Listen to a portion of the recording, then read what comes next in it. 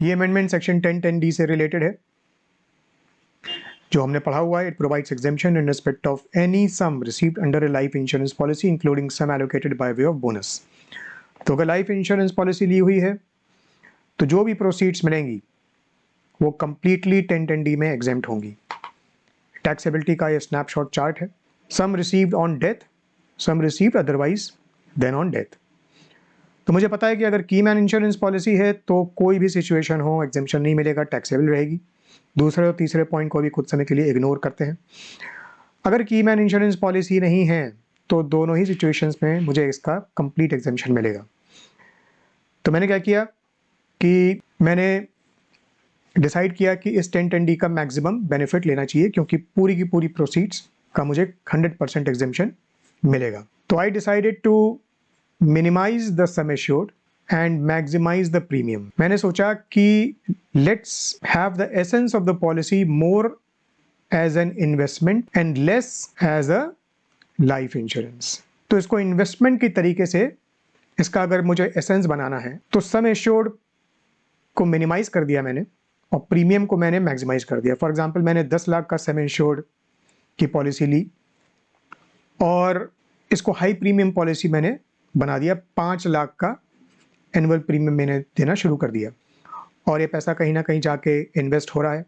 मान लो वो 1 करोड़ बन गया और मुझे 1 करोड़ मिला तो पूरा 1 करोड़ 10(10)(d) में एग्जेम्प्ट हो जाएगा। तो लॉ में किसने कहा कि इस तरीके से तो नहीं चलेगा, because the essence of the policy is more like a deposit or a bond. It's more in the form of an investment and less in the form of a life insurance.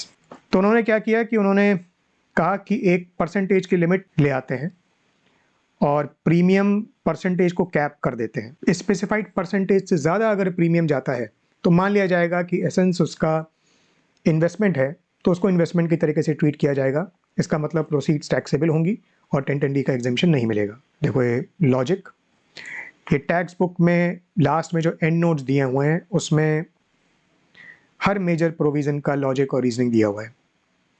तो क्या कहा, insurance policies with high premiums and very low risk cover are similar to deposit और bonds. तो insurance का तो essence ही नहीं है।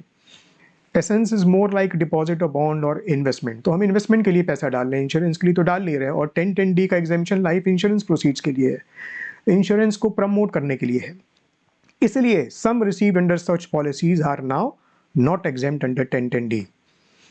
ठीक है, तो एक प्रीमियम की परसेंटेज कैप लगा दी और यही कैप उन्होंने एटीसी में भी लगा दी जो हमने पढ़ा हुआ है कि एटीसी में एक पर्टिकुलर परसेंटेज से ऊपर सम एश्योर्ड का एक पर्टिकुलर परसेंटेज, उससे अंदर अगर प्रीमियम रहता है तो एटीसी में मिलेगा डिडक्शन और उससे ऊपर रहता है तो एक्सेस का डिडक्शन एटीसी में नहीं मिलेगा। 10(10)(d) और एटीसी में इतना ही अंतर है कि अगर 10(10)(d) में प्रीमियम उस कैप से ऊपर चला जाता है तो पूरा 10(10)(d) खत्म हो जाता है। मतलब कोई भी एग्जेम्पशन नहीं मिलता, प्रोपोर्शनेट एग्जेम्पशन भी नहीं मिलता, पूरी प्रोसीड्स टैक्सेबल रहती हैं जो हमने पढ़ा हुआ है। पर एटीसी में ऐसा नहीं है। एटीसी में जो कैप है उस लिमिट तक हमको एटीसी मिलेगा, उसके ऊपर जो अमाउंट है उसके रिलेशन में हमको एटीसी नहीं मिलेगा। और ये किया क्यों गया, in order to ensure that such policies are treated at par with other investment schemes. क्योंकि ऑब्जेक्टिव यही था मेरा कि इसको एज इन्वेस्टमेंट पार किया जाए पैसा, ताकि जितना पैसा मुझे बाद में मिले, इन्वेस्टमेंट मेरा ग्रो करेगा और जितना पैसा बाद में मिलेगा वो पूरा 10(10)(d) में मैं एग्जेम्पशन क्लेम कर लूँगा। पर अब ऐसा नहीं है, तो ऐसी पॉलिसीज को हम बोलते हैं एक्सेस प्रीमियम पॉलिसी, जिनका प्रीमियम एक्सेसिव है। तो वो पॉलिसीज कौन सी हैं, हम ऑलरेडी पढ़ चुके हैं कि प्रीमियम की परसेंटेज की एक लिमिट है और परसेंटेज क्या होगा, it depends on the date of issue of policy. अभी जो लिमिट चल रही है which is on and from 1 April 2013, तो 10% की लिमिट है। If the premium payable for any of the policy year is greater than 10% of minimum sum assured, 10(10)(d) का exemption नहीं मिलेगा, पूरी की पूरी प्रोसीड्स को टैक्स कर दिया जाएगा। If the insured is covered under 80U or 80DDB, then this 10% is increased to 15%. अपने डिस्कशन के लिए मोटे मोटे तौर पर हम कह सकते हैं कि 10% की लिमिट है, तो 10% की कैप है, उसके अंदर प्रीमियम रहना चाहिए। तो अगर एक्सेस प्रीमियम पॉलिसी है और डेथ के केस में अगर प्रोसीड्स मिल रही हैं हमको तो एग्जेम्प्ट है, वरना वो टैक्सेबल है, 1010D का एग्जेम्पशन नहीं मिलेगा। ठीक है भाई, तो 10% तक मुझे प्रीमियम को कैप करके रखना है। अब यहां लॉ मेकर्स ने क्या किया कि परसेंटेज से रिलेटेड तो कैप लगा दी, पर एब्सोल्यूट अमाउंट से रिलेटेड अभी भी कैप नहीं है। So long as the premium is capped to 10%, in terms of absolute amount, I can pay as high premium as I can. And whatever proceeds I get, they will still be exempt under section 1010D. तो for example, मैं बहुत अच्छा कमाता हूँ, I am a very rich person, I have got lots of money to invest. तो मैंने सोचा एक काम करते हैं कि चलो एक्सेस प्रीमियम पॉलिसी को नहीं बनाएंगे, उस लिमिट के अंदर अंदर प्रीमियम रखेंगे, पर अमाउंट जो एब्सोल्यूट अमाउंट है उसको इंक्रीज करते जाते हैं। तो 1 करोड़ की पॉलिसी फॉर एग्जांपल मैंने ली, सम एश्योर्ड 1 करोड़ है और 10% मतलब मैक्सिमम मैं 10 लाख तक का प्रीमियम दे सकता हूँ 1010D को अवेल करने के लिए। तो मैंने कहा ठीक है 10 साल का पॉलिसी लेते हैं, 10 लाख रुपए देते हैं। अब ये 10 लाख रुपए जाएंगे कहाँ? मोर्टेलिटी चार्जेस, एडमिनिस्ट्रेटिव चार्जेस वगैरह वगैरह को काट के जो भी पैसा बचेगा वो ज़्यादा नहीं होते। तो most of this 10 lakh will be invested and it premium will be allocated, I will be allocated units, और ये पैसा किसी ना किसी फंड में लगा दिया जाएगा। फंड या तो इक्विटी मार्केट में इन्वेस्ट कर देगा पैसा, या डेट मार्केट में इन्वेस्ट कर देगा, या दोनों के मिक्स के हिसाब से इन्वेस्ट कर देगा। फंड का कॉम्पोजिशन जो है वो अलग अलग हो सकता है। तो लाइफ इंश्योरेंस पॉलिसीज़ के ऐसे बहुत सारे प्लान्स हैं जिनको हम यूनिट लिंक्ड इंश्योरेंस प्लान बोलते हैं, क्योंकि इंश्योरेंस तो है, सम एश्योर्ड है, और उसके साथ साथ इन्वेस्टमेंट का कंपोनेंट भी है। तो इंश्योरेंस का कंपोनेंट भी है और इन्वेस्टमेंट का कंपोनेंट भी है, तो उसको हम यूलिट बोलते हैं, यूनिट लिंक्ड इंश्योरेंस प्लान। और यूनिट लिंक क्यों बोलते हैं? क्योंकि हमको यूनिट्स अलॉट करी हुई हैं, पैसा फंड में लगा हुआ है, and then units are linked to the market. Market की परफॉर्मेंस के हिसाब से मेरी फंड वैल्यू बनेगी, या यूनिट्स की नेट एसेट वैल्यू को डिटरमाइन किया जाएगा, NAV। यूनिट की NAV के हिसाब से मेरी फंड वैल्यू बनेगी। डेथ के केस में या मैच्योरिटी के केस में जो भी फंड वैल्यू होगी वो मुझे मिल जाएगी। डेथ के केस में अगर सम एश्योर्ड हायर है फंड वैल्यू से तो वो सम एश्योर्ड मिल जाएगा, हायर ऑफ सम एश्योर्ड या फंड वैल्यू, और मैच्योरिटी के केस में फंड वैल्यू मिल जाएगी। और जो भी पैसा मिलेगा मुझे पता है, क्योंकि वो एक्सेस प्रीमियम पॉलिसी नहीं है, वो पूरा का पूरा मेरा 1010D में फिर भी एग्जेम्प्ट बना रहेगा। तो मैंने 10 लाख रुपए 10 साल तक दिया, 1 करोड़ का पैसा लगाया, इक्विटी मार्केट में वो पैसा लगा और इक्विटी मार्केट की परफॉर्मेंस बहुत अच्छी रही, और 1 करोड़ दिया था, मुझे 2 करोड़ रुपए मिल गए वापस, और पूरे 2 करोड़ के 2 करोड़ 1010D में एग्जेम्प्ट हैं। लॉ मेकर्स ने कहा कि ये हमारी इंटेंट नहीं है, ये हमारी इंटेंशन नहीं है। तो क्या बोला? हाई नेटवर्थ इंडिविजुअल्स, मेरे पास बहुत पैसा है, used to claim exemption of insurance proceeds by investing in ULIP with huge premium.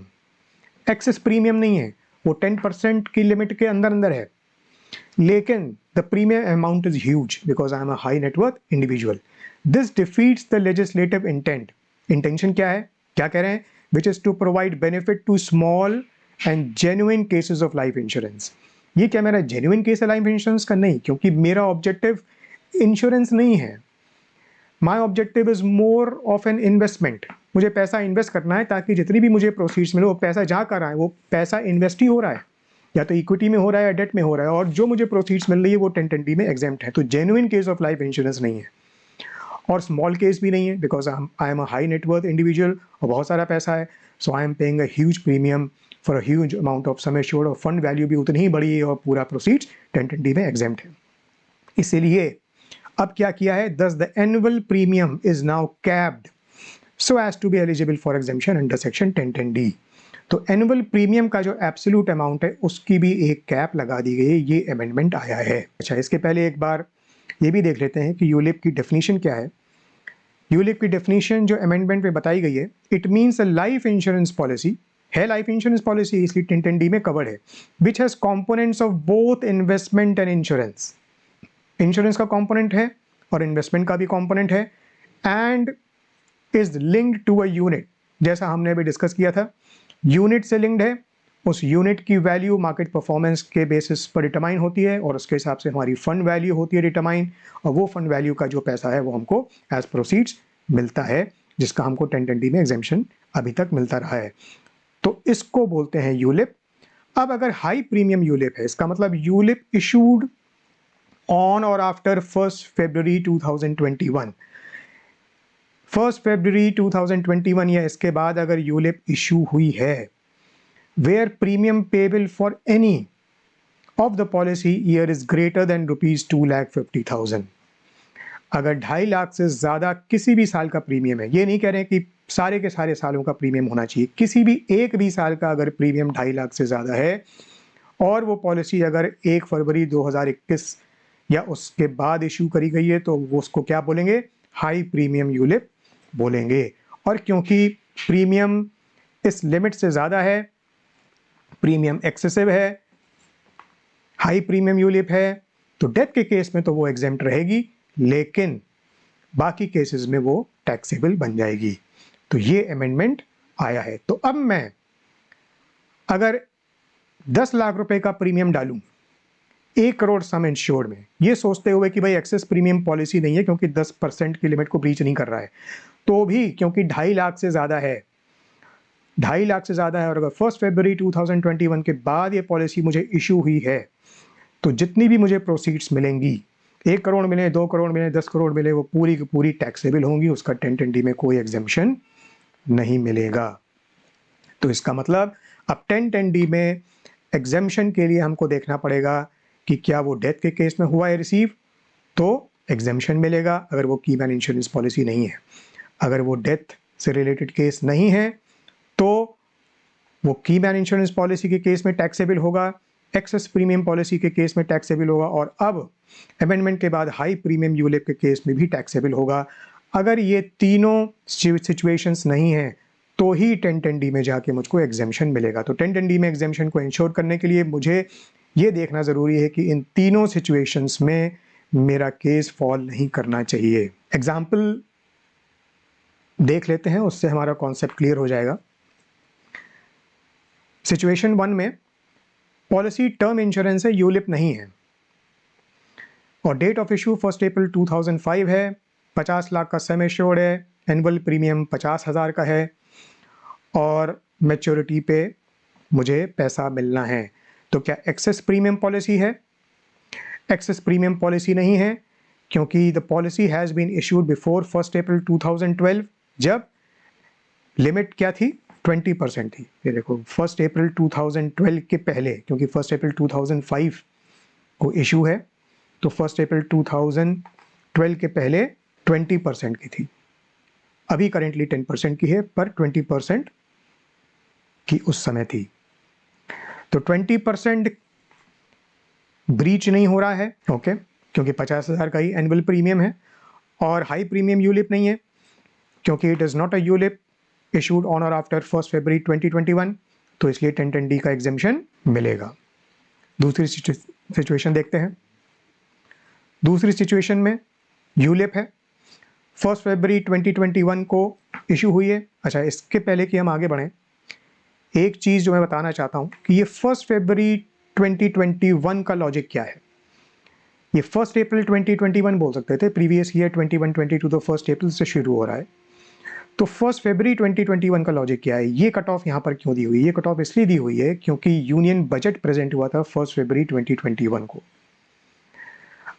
अब अगर मान लो 1 फरवरी को इन्होंने अनाउंस कर दिया कि ऐसा होगा, तो 1 फरवरी से लेकर 31 मार्च तक का टाइम है लोगों के पास इस कंडीशन को ब्रीच करना। इसको बाईपास करके जो मर्जी आए कर लो, क्योंकि पता है कि 1 अप्रैल से हाई प्रीमियम यूलिप की कंडीशन लागू होने वाली है, तो उसके पहले जितना फ़ायदा उठा सकते हो उठा लो, नहीं ऐसा नहीं। तो इसलिए 1 फरवरी 2001 जिस दिन बजट अनाउंस हुआ, जिस दिन बजट के प्रपोजल्स टेबल किए गए, वही 1 फरवरी 2021 को कट ऑफ डेट मान लिया गया कि अब तुम कुछ नहीं कर सकते, आज हमने ये अनाउंस किया है, आज के बाद से जो भी यूलिप्स इशू होंगी उनमें ये रिस्ट्रिक्शन एप्लीकेबल रहेगा। तो let's go back to our example. Situation 2 में यूलिप है, 1 फरवरी 2021 डेट ऑफ इशू है, 30 लाख सम एश्योर्ड है और एनुअल प्रीमियम 2 लाख है। ठीक है, तो क्या एक्सेस प्रीमियम पॉलिसी है? एक्सेस प्रीमियम पॉलिसी नहीं है क्योंकि 10% की लिमिट के अंदर है। तो इसलिए एक्सेस प्रीमियम पॉलिसी नहीं है। क्या ये हाई प्रीमियम यूलिप है? यूलिप हाई प्रीमियम नहीं है क्योंकि 1 फरवरी 2021 या उसके बाद की इशू डेट तो है, लेकिन 2.5 लाख से एक्सीड नहीं कर रहा एनुअल प्रीमियम। क्योंकि 2.5 लाख से एक्सीड नहीं कर रहा, तो इसलिए वो हाई प्रीमियम यूलिप भी नहीं है और एक्सेस प्रीमियम पॉलिसी भी नहीं है, इसलिए 1020 में एग्जेम्पशन मिलेगा। सिचुएशन 3 देखते हैं। यूलिप है, 1 मार्च 2021 को इशू हुई है, इसलिए वो 1 फरवरी 2021 के बाद की डेट है। 15 लाख सम एश्योर्ड है और एनुअल प्रीमियम 2 लाख है। अब इस केस में हाई प्रीमियम यूलिप नहीं है क्योंकि 2.5 लाख से एक्सीड नहीं कर रहा एनुअल प्रीमियम, लेकिन 10% वाली कंडीशन ब्रीच हो रही है, इसलिए वो एक्सेस प्रीमियम पॉलिसी है। और क्योंकि वो एक्सेस प्रीमियम पॉलिसी है, इसलिए 1010D का एग्जेम्पशन नहीं मिलेगा। चौथे केस को देखते हैं। चौथे केस में यूलिप है और 2015 में इशू हुई है, इसका मतलब 1 फरवरी 2021 या उसके बाद इशू नहीं हुई है, तो हाई प्रीमियम यूलिप नहीं बन सकती। भले ही 3 लाख है, 2.5 लाख से एक्सीड कर रहा है, पर डेट की कंडीशन मीट नहीं हो रही है और एक्सेस प्रीमियम पॉलिसी भी नहीं है क्योंकि 10% की कंडीशन भी, 10% की लिमिट भी ब्रीच नहीं हो रही है, इसलिए एग्जेम्पशन 1010D का मिलेगा। सिचुएशन 5 में यूलिप है, 1 अप्रैल 2021 को इशू हुई है, तो डेट की कंडीशन मीट हो रही है और 3 लाख है तो 2.5 लाख से एक्सीड कर रहा है प्रीमियम, तो हाई प्रीमियम यूलिप बन रही है और 10% की कैप को वो ब्रीच नहीं कर रहा है, तो इसलिए एक्सेस प्रीमियम पॉलिसी तो नहीं है, लेकिन हाई प्रीमियम यूलिप है, तो इसलिए एग्जेम्पशन नहीं मिलेगा। 6th केस को देखते हैं। यूलिप है, 1 अप्रैल 2021 की डेट ऑफ इशू है, इसलिए डेट की कंडीशन मीट हो रही है और 3 लाख है, इसका मतलब 2.5 लाख को एक्सीड कर रहा है, इसका मतलब हाई प्रीमियम यूलिप है और 10% वाली कैप को भी ब्रीच कर रहा है, इसलिए एक्सेस प्रीमियम पॉलिसी भी है। तो एक्सेस प्रीमियम पॉलिसी भी है और इस केस में हाई प्रीमियम यूलिप भी है और इसलिए 1010D का एग्जेम्पशन नहीं मिलेगा। जितनी भी प्रोसीड्स हैं वो पूरी की पूरी आपकी टैक्सेबल बन जाएंगी। केस नंबर 7 में यूलिप है, डेट की कंडीशन मीट हो रही है और 2.5 लाख से भी एक्सीड कर रहा है और ये 10% की कैप भी ब्रीच कर रहा है, तो इसलिए एक्सेस प्रीमियम पॉलिसी भी है और हाई प्रीमियम यूलिप भी है, पर क्योंकि the some is being received upon death by the nominee, इसलिए टैक्सेबल नहीं है। 1010D का एग्जेम्पशन इसमें मिलेगा। लास्ट केस में क्योंकि ये कीमैन इंश्योरेंस पॉलिसी है, तो कोई भी सिचुएशन हो 1010D का एग्जेम्पशन नहीं मिलेगा और the proceeds will be taxable. कुछ पॉइंट्स को एक बार देख लेते हैं, नोट कर लेते हैं।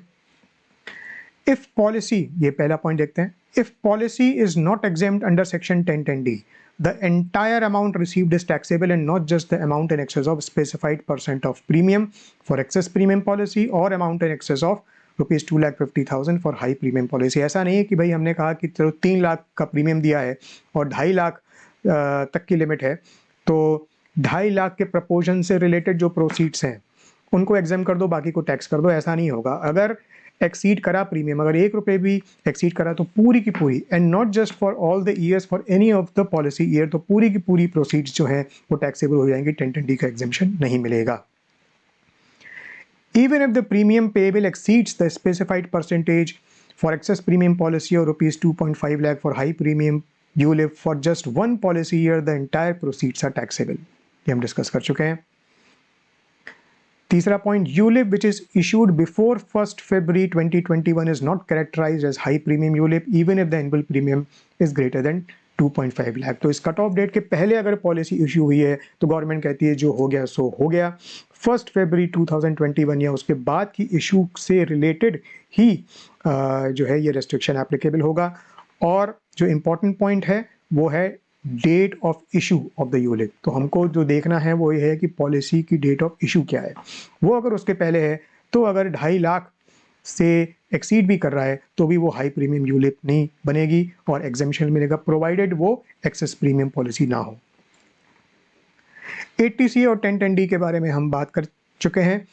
80C is available from gross total income in respect of payment of life insurance premium up to the specified percentage of premium prescribed therein, even if the policy is not exempt under section 1010D due to breach of threshold percentage और amount of premium.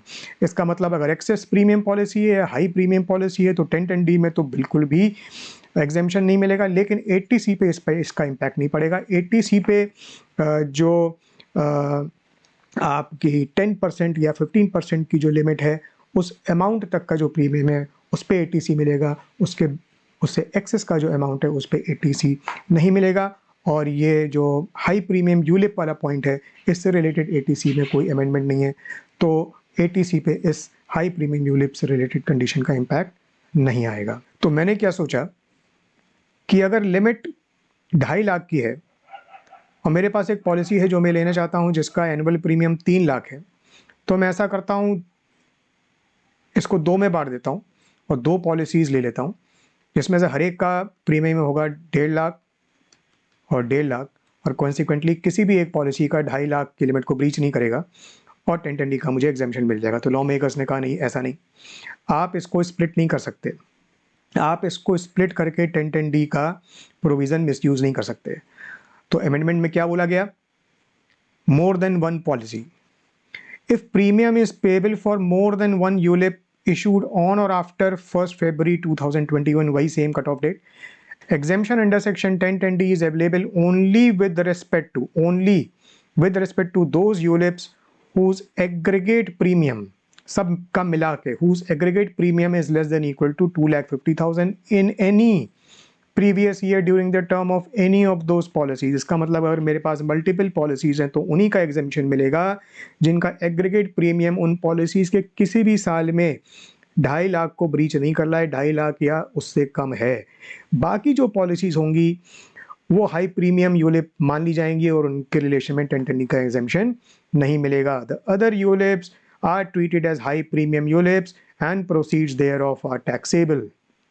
Okay, thus exemption is allowed only to low premium ULIPs, annual premium less than equal to rupees 2,50,000, the aggregate of which is within the threshold of rupees 2,50,000। तो इसका मतलब अगर multiple policies मेरे पास हैं जो कि 1 फरवरी 2021 के बाद इशू करी गई हैं, तो उन्हीं लो प्रीमियम यूलिप्स के रिलेशन में मुझे एग्जेम्पशन मिलेगा जिनका उन सारी पॉलिसीज का प्रीमियम, एग्रीगेट प्रीमियम मिला के 2.5 लाख की लिमिट को ब्रीच ना कर रहा हो। कब? In any previous year during the term of any of those policies. अगर ऐसा नहीं हो रहा है तो ऐसी जो पॉलिसीज इस कंडीशंस को मीट नहीं कर रही हैं उनको हाई प्रीमियम यूलिप बना दिया जाएगा। एग्जाम्पल देखते हैं, उससे ये कॉन्सेप्ट क्लियर हो जाएगा। एग्जाम्पल के लिए रेफर करते हैं सर्कुलर नंबर 2 ऑफ 2022 जो अभी रिसेंटली आया था, क्योंकि ये 2022 में आया था तो मई के अटेम्प्ट मई में जो अटेम्प्ट दे रहे हैं स्टूडेंट्स वो कह सकते हैं कि ये तो हमारी स्टैट्यूटरी अपडेट की कट ऑफ लिमिट के बाहर है, तो इसलिए हमारे लिए ये रेलेवेंट नहीं है। तो मैं बताना चाहता हूँ कि ये मई और नवंबर सारे स्टूडेंट्स के लिए बहुत रेलेवेंट और यूज़फुल है, क्योंकि इस सर्कुलर में कुछ इलस्ट्रेशंस एग्जाम्पल दिए गए हैं जिसमें कोई नई चीज़ बताई नहीं जा रही, ये हमारे ही फ़ायदे के लिए है। इसको पढ़कर, इन एग्जाम्पल्स को देख के हमें कॉन्सेप्चुअल क्लियरिटी आ जाएगी कि how does the amendment work, how do the amended provisions work. तो इसलिए हम सबके लिए यूज़फुल है। सर्कुलर नंबर 2 ऑफ 2022 अगर आप देखना चाहें तो आप इसका फुल टेक्स्ट भी देख सकते हैं। इसमें कुल मिला के 10-11 एग्जाम्पल्स, इलस्ट्रेशंस दिए हुए हैं जिसमें अलग अलग सिचुएशन से बताया गया है कि ये अमेंडमेंट मल्टीपल पॉलिसीज़ के केस में कैसे वर्क करेगा। एक एग्जाम्पल देखते हैं। ये मान लो X, A, B, C ये 4 पॉलिसीज़ हैं। X का डेट ऑफ इशू 1 अप्रैल 2020 है और ABC का 1 अप्रैल 2021 है। एनुअल प्रीमियम 2.5 लाख, 1 लाख, 1.5 लाख, 3 लाख है। सम एश्योर्ड इसका 10 टाइम्स है, इसका मतलब एनुअल प्रीमियम 10% के अंडर आ रहा है, तो ये एक्सेस प्रीमियम यूलिप ये चारों ही नहीं है। 10 साल के लिए ली गई हैं, तो X के रिलेशन में 30 लाख का कंसिडरेशन मिलेगा और ABC के रिलेशन में 12 लाख, 18 लाख और 34 लाख का कंसिडरेशन प्रोसीड्स मिलेंगी। तो 1010D में एग्जेम्पशन किसका मिलेगा, किसका नहीं मिलेगा।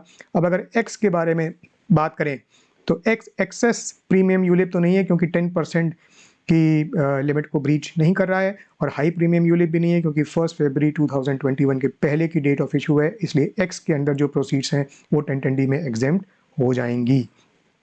सी के केस में क्या होगा? सी के केस में 1 अप्रैल 2021 है, जो 1 फरवरी 2021 या उसके बाद की डेट है, और 2.5 लाख से एक्सीड कर रहा है प्रीमियम, तो सी हाई प्रीमियम यूलिप है, तो इसलिए सी के केस में 1010D का एग्जेम्पशन नहीं मिलेगा, तो ये पूरा 34 लाख टैक्सेबल बन जाएगा, टैक्सेबल और एग्जेम्प्ट। ओके, अब बचा ए और बी। ए और बी की अगर हम बात करें तो ए और बी एक्सेस प्रीमियम यूलिप नहीं है क्योंकि 10% की लिमिट ब्रीच नहीं हो रही है, और हाई प्रीमियम यूलिप भी नहीं है क्योंकि इसका 1 लाख है और इसका 1.5 लाख है। तो अगर हम एग्रीगेट प्रीमियम इन दोनों पॉलिसीज के किसी भी पॉलिसी ईयर का एग्रीगेट काउंट करें तो वो 2.5 लाख ही है, 2.5 लाख को ब्रीच नहीं कर रहा है, इसलिए ए और बी का भी एग्जेम्पशन हमको मिल जाएगा। तो इसका मतलब सी को छोड़ के हमको बाकी एक्स, ए, बी, ये तीनों पॉलिसीज का एग्जेम्पशन मिल जाएगा। अब मान लो कि एक्स 1 अप्रैल 2020 ना होके इसकी इशू डेट को कर देते हैं 1 अप्रैल 2021, तो ये डेट की जो कट ऑफ है हाई प्रीमियम यूलिप के लिए, इसमें एक्स, ए, बी, सी चारों ही पॉलिसीज फॉल कर रही हैं। तो सी का तो हमने देख लिया क्योंकि ये 3 लाख है, 2.5 लाख को एक्सीड कर रहा है, इसलिए ये तो टैक्सेबल है। ओके, अब एक्स, ए, बी में क्या होगा? एक्स, ए, बी में 2.5 लाख, 1 लाख और 1.5 लाख, ये कोई भी इंडिविजुअली 2.5 लाख को ब्रीच नहीं कर रहा है। तो 1010D में ये मल्टीपल पॉलिसीज है एक्स, ए, बी, और कंडीशन क्या थी जो हमने ऊपर देखी थी? For such policies, exemption is available only with respect to those ULIPs whose aggregate premium is less than equal to 2,50,000 in any previous year during the term of any of those policies. तो अगर हम कहते हैं कि X से related 1010D का exemption हम claim कर लेंगे, तो A और B का फिर हम क्लेम नहीं कर पाएंगे क्योंकि X, A, B का हम तीनों का एग्जेम्पशन क्लेम नहीं कर सकते क्योंकि 2.5 लाख, 1 लाख और 1.5 लाख, ओके, 5 लाख जो 2.5 लाख से एक्सीड कर रहा है, तो हम तीनों का एक साथ एग्जेम्पशन क्लेम नहीं कर सकते। X और A का भी क्लेम नहीं कर सकते क्योंकि एग्रीगेट 2.5 लाख से ऊपर चला जाएगा। X और B का भी एक साथ क्लेम नहीं कर सकते, या तो हम सिर्फ X का क्लेम कर सकते हैं या फिर हम A और B इन दोनों का कंबाइन करके क्लेम कर सकते हैं क्योंकि 2.5 लाख तक ये रहेगा। तो C का तो हम क्लेम नहीं कर सकते एग्जेम्पशन। X, A, B में से या तो हम A और B का दोनों का क्लेम कर सकते हैं, X का टैक्सेबल बन जाएगा, या फिर हम X का क्लेम कर सकते हैं 1010D में एग्जेम्पशन और A और B का टैक्सेबल बन जाएगा। तो इस तरीके से ये अमेंडमेंट वर्क करेगा। चलो, अब ये तो हमने देख लिया कि अगर हाई प्रीमियम यूलिप है तो 1010D का एग्जेम्पशन नहीं मिलेगा, इसका मतलब जो प्रोसीड्स हैं वो टैक्सेबल होंगी। अब क्वेश्चन ये आता है कि टैक्सेशन किस हेड में होगा और कैसे होगा, उसका मैकेनिज्म क्या है, उससे रिलेटेड भी अमेंडमेंट्स किए हुए हैं। उसके पहले एक पॉइंट जो देखने वाली बात है वो ये है कि अगर 1010D का एग्जेम्पशन मिलता था तो प्रोसीड्स पे कोई टैक्स नहीं लगता था, और यूलिप में हम पैसा डालते थे और वो पैसा इन्वेस्ट होता था, डेट में या इक्विटी में, फंड्स में इन्वेस्ट होता था, और एनएबी के हिसाब से फंड वैल्यू हमको मैच्योरिटी पे मिल जाती थी जिस पे कोई टैक्स नहीं लगता था। पर अगर यही इन्वेस्टमेंट हम यूलिप के थ्रू ना करके म्यूचुअल फंड रूट के थ्रू करें तो म्यूचुअल फंड के रिडेम्पशन के टाइम में भी क्या हमको प्रोसीड का एग्जेम्पशन मिलता था? नहीं मिलता था। म्यूचुअल फंड्स का अगर रिडेम्पशन हो तो उस पर टैक्स बनेगा, the income will not be exempt and the taxation will happen under the head capital gain, right? तो there was also a need to bring in parity between taxation of mutual funds and taxation of ULIPs, and that was one of the reasons why this amendment under section 1010D was brought in. तो इसलिए भी parity के point of view से भी ये 1010D का amendment लाया गया, और इसलिए ये भी बोला गया कि अगर 1010D का एग्जेम्पशन नहीं मिलेगा और प्रोसीड्स का टैक्सेशन होगा तो वो टैक्सेशन होगा under the head capital gain. अब कैपिटल गेन के हेड में हाई प्रीमियम यूलिप्स की प्रोसीड्स को टैक्स करने के लिए कुछ अमेंडमेंट्स ज़रूरी थे, वो किए गए हैं। एक बार हम देख लेते हैं कि वो कौन कौन से अमेंडमेंट किए गए हैं।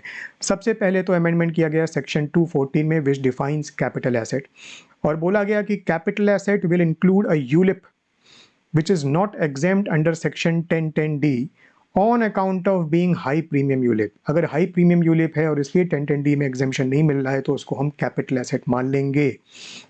कैपिटल एसेट मान लेंगे तो जब उसका रिडेम्पशन होगा तो रिडेम्पशन या जब प्रोसीड्स मिलेंगी तो that will amount to transfer, और इसलिए कैपिटल एसेट का ट्रांसफर हो रहा है तो कैपिटल गेन बन जाएगा।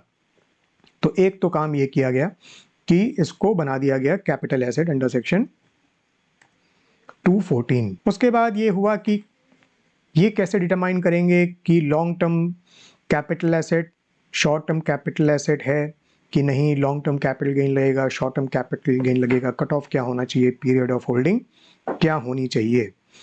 तो इसके लिए अमेंडमेंट किया गया इक्विटी ओरिएंटेड फंड की डेफिनेशन में। जो अभी तक हमने पढ़ा है वो ये है कि equity oriented fund means a fund setup under a scheme of a mutual fund which satisfies the following conditions. अगर EOF invests in unit of another fund, अगर वो किसी दूसरे फंड की यूनिट्स में इन्वेस्ट कर रहा है तो at least 90% proceed should be invested in such other fund and such other fund should invest at least 90% proceeds in equity shares of domestic companies listed on recognized stock exchange.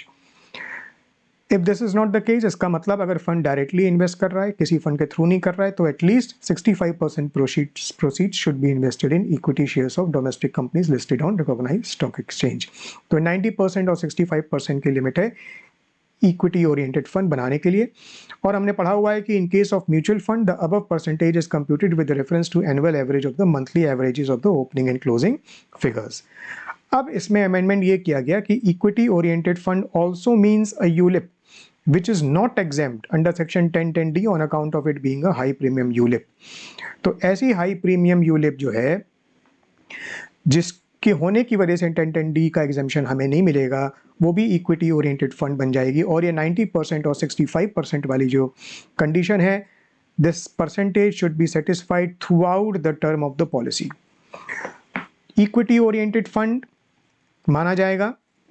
तो equity oriented fund के case में अगर हम देखें तो 12 months का period of holding चाहिए कम से कम लॉन्ग टर्म कैपिटल एसेट बनाने के लिए और consequently long term capital gain को एराइज करने के लिए 12 महीने का पीरियड ऑफ होल्डिंग इसके लिए लगेगा। अगर 12 महीने से ज़्यादा है तो लॉन्ग टर्म कैपिटल गेन बनेगा, अगर नहीं है तो शॉर्ट टर्म कैपिटल गेन बनेगा। तो दूसरा अमेंडमेंट ये आया।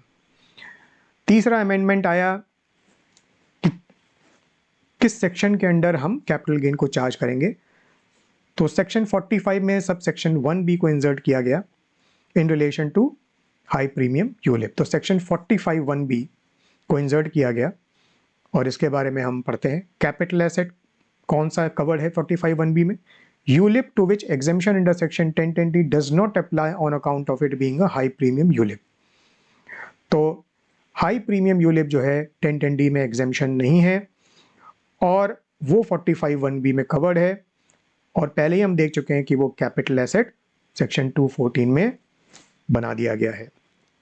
Capital gain, capital gain when does it arise? Capital gain arises on receipt of any amount under such policy including amount allocated by way of bonus. जो proceeds मिलेंगी जिस साल वो रिसीव हो रही हैं, capital gain arises on receipt and therefore the year of charges capital gain is charged in the previous year in which such amount is received। जिस साल वो प्रोसीड्स रिसीव होंगी उस साल 45 1B में कैपिटल गेन लगा दिया जाएगा। इसका कंप्यूटेशन कैसे होगा? उसके लिए rule 8AD has been prescribed. Simple mechanism है। दो सिचुएशंस बन सकती हैं। सिचुएशन 1 में amount is receive for the first time under the policy during the previous year. ऐसा नहीं है कि फाइनली मैच्योरिटी के टाइम पे ही आपको प्रोसीड्स मिले, आप पहले भी पार्शियल रिडेम्पशन भी करा सकते हैं, आपको बीच बीच में भी आप पैसा उसमें से निकाल सकते हैं। तो दो सिचुएशंस बन सकती हैं। जब आपको पहली बार पॉलिसी से पैसा मिल रहा है तो कैपिटल गेन का सिंपल सा फॉर्मूला है, अमाउंट रिसीव्ड, जितना पैसा मिला है उसमें से आप माइनस करिए। क्या माइनस करिए? Aggregate of premium paid during the term of the policy till the date of receipt of the amount. Receipt की डेट तक जितना आपने टोटल अभी तक पॉलिसी के इंसेप्शन से लेकर अभी तक जितना प्रीमियम दिया हुआ उसको टोटल कर लीजिए और उसको माइनस कर दीजिए किससे? अमाउंट रिसीव्ड से। So that becomes the amount of capital gain under section 45 1B।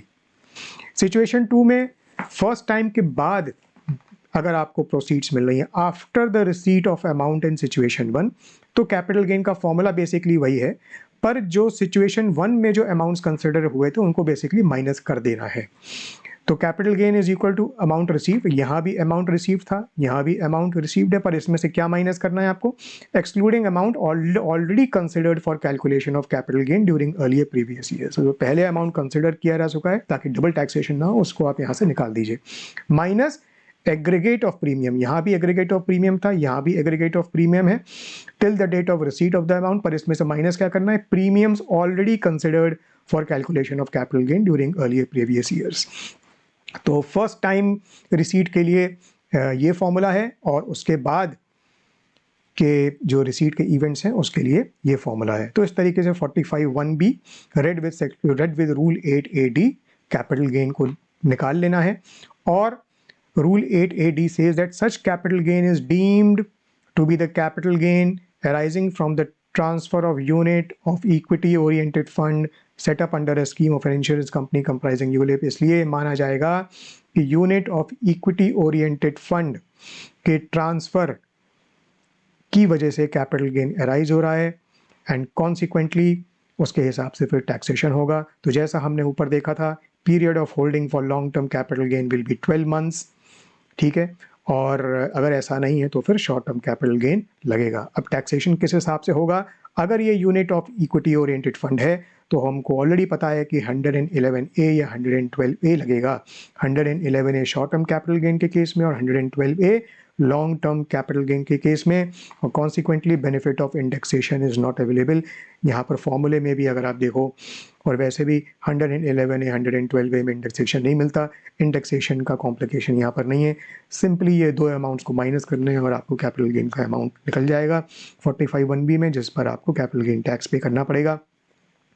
111A और 112A में हमने कंडीशंस देखी हुई हैं कि 111A में शॉर्ट टर्म कैपिटल गेन के केस में sale should be chargeable to securities transaction tax, और long term capital gain 112A के केस में STT should have been paid on acquisition and transfer but only on transfer of unit to security transaction tax का लगना ज़रूरी है। तो क्या security transaction tax लगता है इस पर? फाइनेंस नंबर 2 एक्ट 2000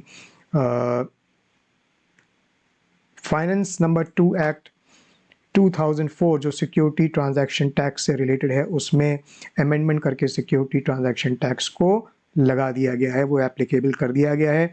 इसलिए 45(1)(b में जो कैपिटल गेन निकल के आ रहा है उसका टैक्सेशन 111A या 112A के अंतर्गत होगा। ध्यान में देने वाली बात यह है कि यूलिप 45(1)(b में सिर्फ हाई प्रीमियम यूलिप ही कवर्ड है, which is not exempt on account of it being a high premium ULIP. अगर किसी और रीज़न की वजह से एग्जेम्पशन 1010D में नहीं मिल रहा है, फॉर एग्जांपल अगर एक्सेस प्रीमियम पॉलिसी है तो 45(1)(b नहीं लगेगा, 1010D का एग्जेम्पशन नहीं मिलेगा, पर 45(1)(b सिर्फ उस केस में लगेगा जब 1010D का एग्जेम्पशन विड्रॉ हो रहा है। कब? Because of the policy being a high premium ULIP. अब एक एग्जाम्पल देख लेते हैं जिससे कॉन्सेप्ट हमारा 45(1)(b का क्लियर हो जाएगा। Suman invested in a ULIP on 15 April 2021, तो वो कट ऑफ डेट मीट हो रही है, having a sum assured of ₹50 lakh and annual premium of 4 lakh। He expects to receive 55 lakh including bonus on maturity of the policy after completion of 5 years। तो 15 April 2021 को policy issue हुई, 50 लाख का सम insured है, 4 लाख का annual premium है, और 55 lakh expectation है कि मिलेगा 5 साल बाद मैच्योरिटी के केस में। STT will be payable on redemption as applicable.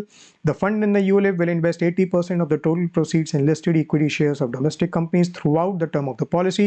Suman seeks your advice on the tax treatment of maturity proceeds, assuming that the law at the time of receipt of proceeds is same as the current law। इसलिए कह रहे हैं क्योंकि वो 5 साल बाद की हम बात कर रहे हैं, तो अभी अगर हमको टैक्स एडवाइस देना है तो ये हम एज्यूम करके चल सकते हैं कि उस समय का भी रिसीट के ईयर से रिलेटेड जो टैक्स लॉ है टैक्सेशन का वो वही रहेगा जो आज की डेट में है।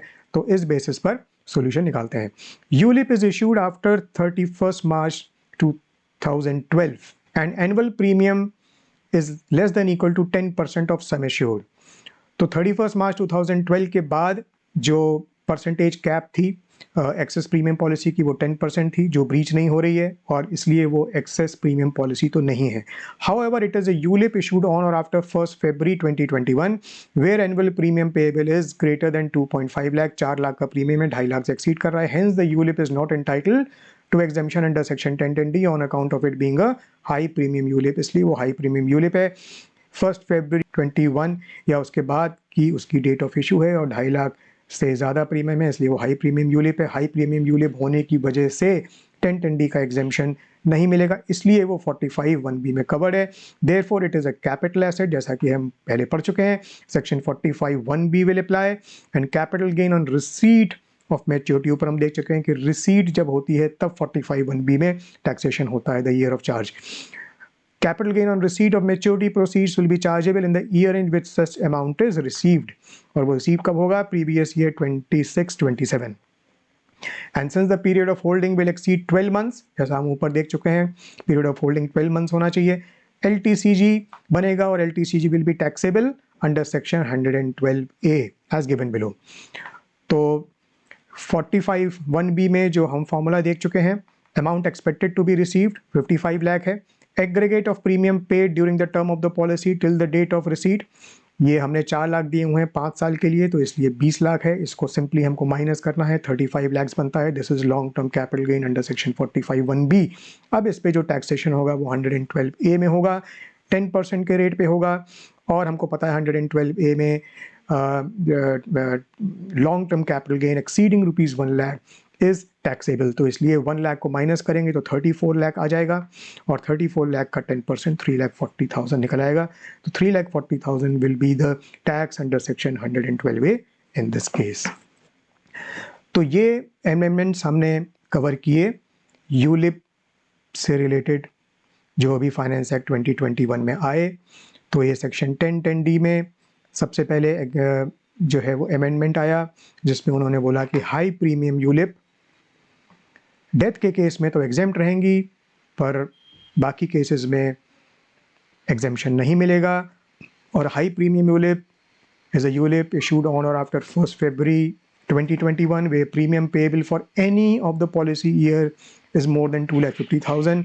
मल्टीपल यूलिप्स के केस में हमने देखा कि एग्रीगेट प्रीमियम को कंसिडर किया जाएगा देखने के लिए कि 2, 3, 4 जितनी भी मल्टीपल यूलिप्स हैं उनका अगर एग्रीगेट प्रीमियम 2.5 लाख या उससे कम है तो उन मल्टीपल पॉलिसीज़ को उस एक्सटेंट तक एग्जेम्पशन मिलेगा. बाकी जितनी पॉलिसीज़ हैं उनको हाई प्रीमियम यूलिप मान लिया जाएगा और एग्जेम्पशन नहीं मिलेगा. यूलिप की यहाँ पर डेफिनेशन भी दे दी गई और फिर हमने कुछ एग्जांपल्स भी देखे 1010D से रिलेटेड एग्जेम्पशन के केस में.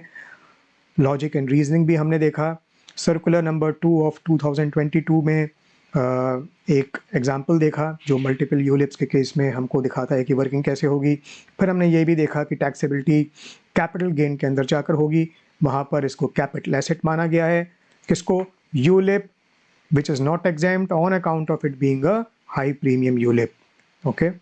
और फिर हमने देखा कि इक्विटी ओरिएंटेड फंड इसको माना जाएगा, इसलिए 12 मंथ्स का पीरियड ऑफ होल्डिंग लगेगा. ये इक्विटी ओरिएंटेड फंड से रिलेटेड अमेंडमेंट किया गया और फिर इसका टैक्सेशन सेक्शन 45(1)(b) में होगा in the year of receipt. और रूल 8D के अंडर ये फॉर्मूला कैपिटल गेन को कंप्यूट करने का है, जिसमें जितना अमाउंट मिला है उसमें से आप एग्रीगेट प्रीमियम जितना अभी तक पे किया है उतना माइनस कर दीजिए, वो आपका कैपिटल गेन निकल के आ जाएगा. और such capital gain is deemed to be the capital gain arising from the transfer of unit of equity oriented fund. इसलिए 111A या 112A में आप इसका टैक्सेशन करेंगे और इंडेक्सेशन का बेनिफिट इसमें नहीं मिलेगा. और फिर हमने इसका इलस्ट्रेशन भी देखा और सिक्योरिटी ट्रांजैक्शन टैक्स भी ऐसे यूलिप्स के केस में लगा दिया गया है. तो 111A और 112A की कंडीशंस भी मीट हो रही हैं.